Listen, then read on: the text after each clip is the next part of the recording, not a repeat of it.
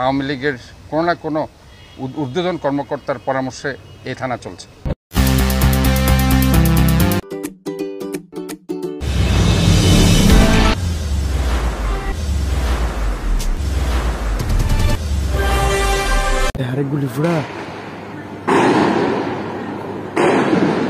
বাকলিয়া থানার ওসিকে আমি কিন্তু বলেছি বোরহান যে ছেলেটা, বোরহান এবং সোহেল সহ যে ছেলেগুলিকে গ্রেপ্তার করার জন্য আমি এই এক সপ্তাহ আগে বলেছি, এক সপ্তাহ 10 দিন আগে বলেছি।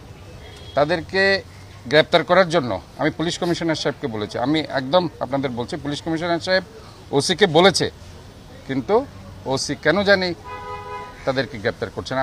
আমি বলেছি যদি আমার দলেরও কেউ যদি তাদেরকে শেল্টার দিয়ে দরকার হলে তার বিরুদ্ধে ব্যবস্থা নাও, তাকেও গ্রেপ্তার করো, এটা কিন্তু ওসিকে আমি বলেছি।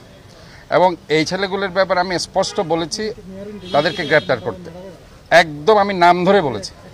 আজকে আমি মিডিয়ার সামনে বলছি, আজকে যদি ওই গ্রেপ্তার করতো 10-12 দিন আগের আরেকটি ঘটনা তারা ঘটিয়েছিল। একটা বাসে আমাদের যুবদলের ছেলেদেরকে তারা সেখানে অ্যাটাক করেছিল, তারা পিকনিকে যাচ্ছিল এবং তাদেরকে ধরে জেলে দেওয়া হয়েছে, থানায় দেওয়া হয়েছে, থানা থেকে তারা পরে জামিন পেয়ে গেছে।